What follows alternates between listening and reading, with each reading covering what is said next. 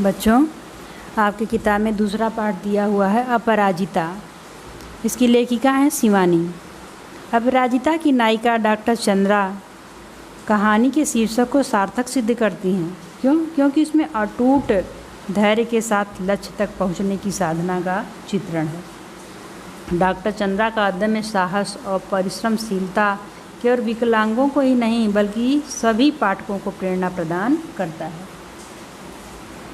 देखिए लेखिका के शब्दों में, कभी कभी अचानक ही विधाता हमें ऐसे विलक्षण व्यक्तित्व से मिला देता है जिससे हमें स्वयं अपने जीवन की रिक्तता बहुत छोटी लगने लगती है।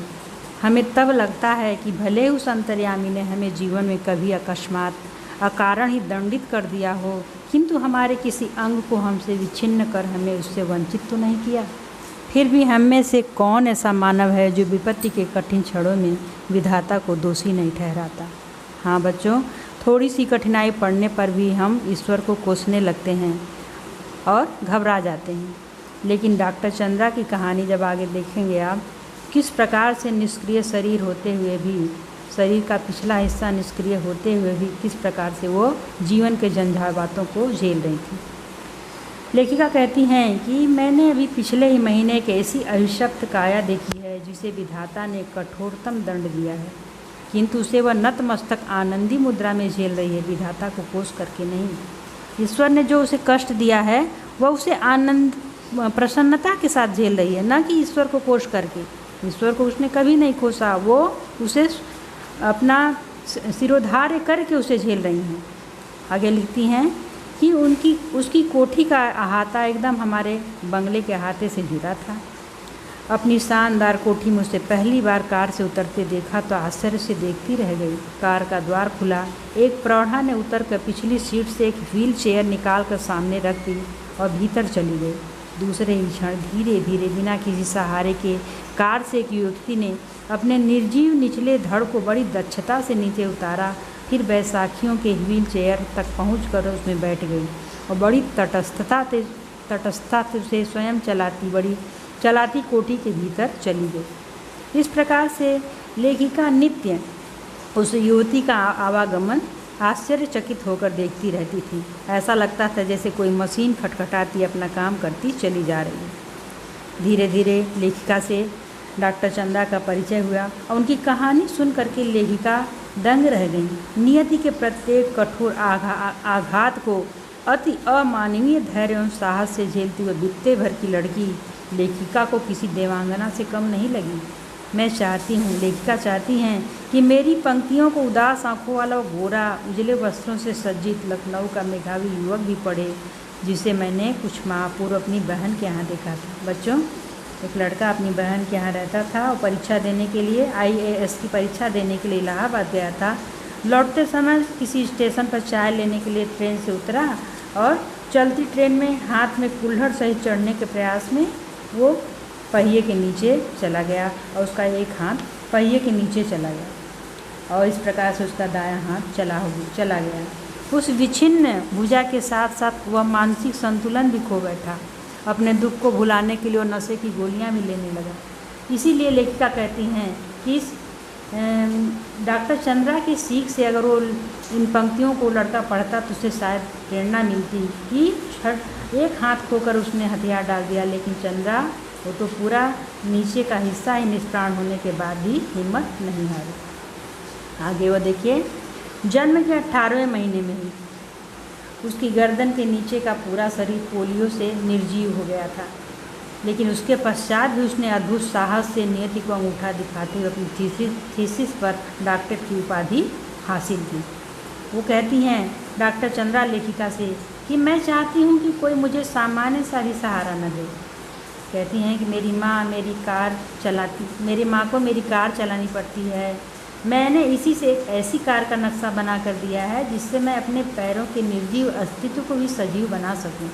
अपने प्रयोगशाला में उन्होंने लेखिका को सब कुछ दिखाया और कहा अपना संचालन इतना सुगम बना लिया था और अपना सारा काम वो स्वयं आसानी से निपटा लेती थी। उन्होंने लेखिका को कुछ तस्वीरें भी दिखाईं। समस्त सामग्री उसके हाथों की पहुंच तक ऐसे रखी थी कि निचला धड़ ऊपर उठाए बिना वो मनचाही सामग्री तेज मेज से उतार सकती थी। किंतु उसकी आज की इस पटुता के पीछे एक सुदीर्घ कठिन अभ्यास की यातनाप्रद भूमिका थी। लेखिका कहती हैं कि हमने आज तक 2 व्यक्तियों द्वारा सम्मिलित रूप में नोबेल पुरस्कार पाने के विषय में सुना था, किंतु आज हम शायद पहली बार इस पीएचडी के विषय में कह सकते हैं। देखा जाए तो यह डॉक्टरेट की भी संयुक्त रूप से मिलनी चाहिए। डॉक्टर चंद्रा उनकी अद्भुत साहसी जननी श्रीमती टी सुब्रमण्यम को 25 वर्ष तक इस सहिष्णु महिला ने पुत्री के साथ साथ कैसी कठिन साधना की, और इस साधना का सुखद अंत हुआ 1976 में, जब चंद्रा को डॉक्टरेट मिली माइक्रोबायोलॉजी में। अपंग स्त्री पुरुषों में इस विषय में डॉक्टरेट पाने वाली डॉक्टर चंद्रा प्रथम भारतीय हैं। बच्चों, किस प्रकार से माँ का सहयोग उनके साथ सदैव जुड़ा रहा। माँ बेचारी निरंतर उनके कुर्सी के पीछे खड़ी होकर इस क्लास से उस क्लास तक उनकी कुर्सी को आगे पीछे ले जाती रही, और माँ का अथक प्रयास ही था कि उनकी बेटी सफलता प्राप्त कर सकी। जब से आगे माँ से परिचय होने पर माँ ने लेखिका को बताया कि किस प्रकार से वो सामान्य ज्वर के चौथे दिन वो पक्षाघात से पीड़ित हो गई, और इसके कारण गर्दन के नीचे का ही पूरा भाग अचल हो गया था। भयभीत होकर उनमें से बहुत बड़े बड़े डॉक्टरों को उन्होंने दिखाया भी। सब ने यही कहा कि आप पैसा बर्बाद मत कीजिए, क्योंकि आपकी पुत्री जीवन भर केवल गर्दन ही हिला पाएगी। संसार की कोई भी शक्ति से इस रोग से मुक्त नहीं कर सकती। सहसा श्रीमती सुब्रमण्यम का कंठ अवरुद्ध हो गया। फिर भी वे धीमे स्वर में मुझे लेखिका को बताने लगी कि मैं निराश नहीं हुई, मैं निरंतर लगी रही, लेकिन मैंने कभी भगवान से ये प्रार्थना नहीं किया कि मेरी बेटी को हे प्रभु उठा लीजिए। मैं भगवान से उसके जीवन की ही भीख मांगती रही। केवल सिर हिलाकर इधर उधर देख भर सकती थी मेरी बेटी, न उसके हाथों में गति थी न पैरों में। फिर भी मैं उम्मीद नहीं छोड़ी। मैंने एक आर्थोपेडिक सर्जन की ख्याति सुनी थी, इसलिए मैं वहाँ ले जाकर उसको दिखाई। बच्चों, देखिए आगे की कहानी। 1 वर्ष तक कष्ट साध्य उपचार चला, और एक दिन अचानक ही उसके ऊपरी धड़ में गति आ गई। हाथ हिलने लगे, नन्ही उंगलियां हिलने लगी। निर्जीव धड़ को मैंने सहारा देकर बैठना सिखा दिया। 5 वर्ष की हो गई तो मैं ही उसकी स्कूल बनी। बच्ची बहुत ही मेधावी थी, विलक्षण बुद्धि की थी, जो सबको चमत्कृत कर देती थी। इस प्रकार से माँ ने बंगलुरु के प्रसिद्ध काउंट कार्मेल में उसको दाखिला दिलवाया। दाखिला दिलाने के लिए भी माँ को बहुत प्रयत्न करना पड़ा। दाखिला होने के पश्चात वहाँ की मिसेज ने कहा कि वहाँ के मैडम ने कहा कि आखिर कौन क्लास में इसके व्हील चेयर को इस क्लास से उस क्लास में घुमाता रहेगा। माँ ने कहा कि आप चिंता न करें, मैं अपनी बेटी के साथ पीरियड दर पीरियड उसके पीछे खड़ी रहूँगी। प्रत्येक परीक्षा में सर्वोच्च स्थान प्राप्त करके चंद्रा ने स्वर्ण पदक जीते। बीएससी किया, प्राणीशास्त्र में एमएससी में प्रथम स्थान प्राप्त किया। बंगलुरु के प्रख्यात इंस्टीट्यूट ऑफ साइंस में अपने लिए स्पेशल सीट अर्जित की। इस प्रकार से वो निरंतर लगी रही। इसके अतिरिक्त पढ़ाई लिखाई के अतिरिक्त चंद्रा को कुछ और चीज़ों से भी लगाव था। वो कविताएं भी लिखती थी, वो कढ़ाई बुनाई में भी शौक़ रखती थी। लड़की के दोनों हाथ जो थे पैरों का काम करते थे। निरंतर वो मशीनी खटखट में चलते रहते थे। जर्मन भाषा में माता पुत्री दोनों ने मैक्स मूलर भवन से विशेष योग्यता सहित परीक्षा उत्तीर्ण की। गर्ल गाइड में राष्ट्रपति का स्वर्ण कार्ड पाने वाली वो प्रथम अपंग बालिका थी। इस प्रकार से डॉक्टर चंद्रा जो थी बाकी और क्षेत्रों में भी वो सफल थी। लेकिन आगे बताती हैं, डॉक्टर चंद्रा का डॉक्टर बनने की इच्छा थी बच्चों, लेकिन शारीरिक विकलांगता के कारण उन्हें मेडिकल में प्रवेश नहीं मिला, और इसके कारण वो चिकित्सा के क्षेत्र से हट करके विज्ञान के क्षेत्र में संलग्न हुई। लेकिन उनके जो प्रोफेसर थे उनका मानना था कि उनको ये कहने में रंच मात्र भी हिचकिचाहट नहीं थी कि डॉक्टर चंद्रा ने विज्ञान की प्रगति में महान योगदान दिया, यानी चिकित्सा ने जो खोया वो विज्ञान ने पाया। चंद्रा के एल्बम के अंतिम पृष्ठ पर उनकी जननी का बड़ा सा चित्र लगा हुआ है, जिसमें वे JC बेंगलुरु द्वारा प्रदत्त एक विशिष्ट पुरस्कार को ग्रहण कर रही हैं, वीर जननी का पुरस्कार। बहुत बड़ी बड़ी उदास आँखें, जिनमें माँ की व्यथा भी है और पुत्री की भी।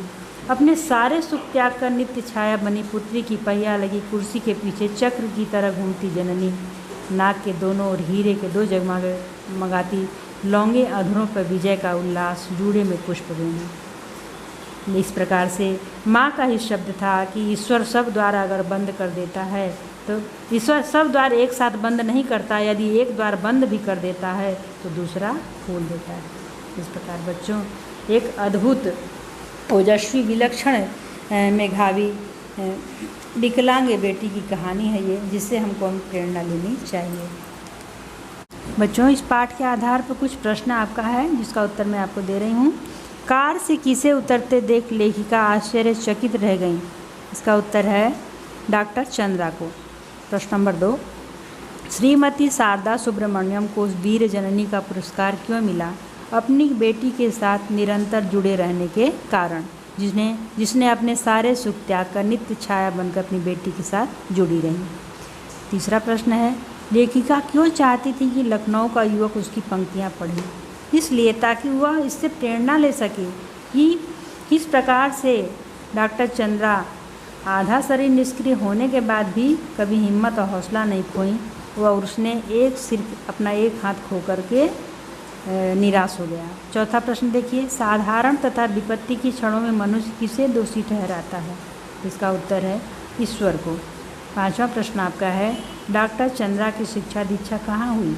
तो डॉक्टर चंद्रा की शिक्षा दीक्षा बंगलुरु के प्रसिद्ध काउंट कार्मेल में हुई।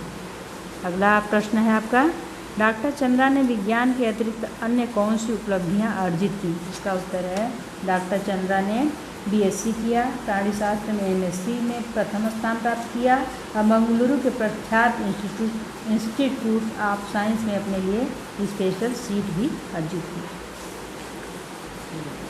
बच्चों आपका प्रश्न एक तीसरा वाला देखिए, उसमें दिया हुआ है निम्नलिखित पंक्तियों का आशय स्पष्ट कीजिए। दिया हुआ है ईश्वर सब द्वार एक साथ बंद नहीं करता, यदि एक द्वार बंद करता है तो दूसरा खोल देता है। कहने का मतलब ये है कि अगर जिस प्रकार से डॉक्टर चंद्रा शरीर का आधा हिस्सा निष्क्रिय हो जाने के पश्चात वो अपने कर्तव्य कर्म में लगी रहीं, कहने का मतलब शरीर का हिस्सा निष्क्रिय था लेकिन वो बुद्धि से तीव्र थी, विलक्षणता उनके अंदर थी। अब अपनी इसी विलक्षणता के कारण उन्होंने विज्ञान के क्षेत्र में महान योगदान प्रदान किया। तो कहने का मतलब ये है कि भगवान सभी द्वार एक साथ बंद नहीं करते, कुछ न कुछ गुणवत्ता हमारे अंदर ऐसा ज़रूर देते हैं कि हम कुछ कर सकें। दूसरा है, बख्तर में कसी उस हंसमुख लड़की को देख मुझे युद्ध क्षेत्र में डटे राणा सांगा का ही स्मरण हुआ था। हाँ बच्चों, इसमें लेखिका कहना चाहती हैं कि जिस प्रकार राणा सांगा युद्ध क्षेत्र में शरीर पर असंख्य घाव होने के पश्चात भी रणभूमि में डटे रहे, उसी प्रकार से मुझे लगता है ये लड़की भी अपने दर्द को, मतलब ऐसा नहीं है कि उसके अंतर मन में इस बात का दुख नहीं है लेकिन सदैव प्रसन्न रहते हुए अपने कर्तव्य, अपने लक्ष्य, अपने मुकाम को पाने में लगी हुई है। अगला इसमें आप पाठ में दिया है कि पाठ में अंग्रेजी शब्दों को खोजकर उसका हिंदी पर्याय लिखिए। तो बच्चों आप पाठ से कुछ अंग्रेजी शब्द को ढूंढ लीजिएगा, जैसे कि है बायोडेटा जिसका अर्थ होता है जीवन की उपलब्धियों का विवरण, फेलोशिप, छात्रवृत्ति, ऐसे बाकी सब आप और भी ढूंढ सकते हैं। आगे दिया है नीचे लिखे शब्दों के स्त्रीलिंग रूप पाठ में से ढूंढिए, खोजिए। अब इसमें दिया है जैसे भाई का क्या होगा? बहन। इसका स्त्रीलिंग बनाना है। श्रीमान का श्रीमती, अपराजित का अपराजिता, पुत्र का पुत्री, युवक का युवती, प्रौढ़ का प्रौढ़ा और जनक का जननी। नीचे आपका कुछ विलोम शब्द दिया है। विरुद्धार्थी वो देखिए, निर्जीव का सजीव, विच्छिन्न का अविच्छिन्न, कठोरतम का नरम, सुगम का दुर्गम, उत्तीर्ण का अनुत्तीर्ण, नीरस का सरस, अंत का प्रारंभ और रिक्त का पूर्ण। बच्चों इस प्रकार से आपका पाठ पूरा हुआ।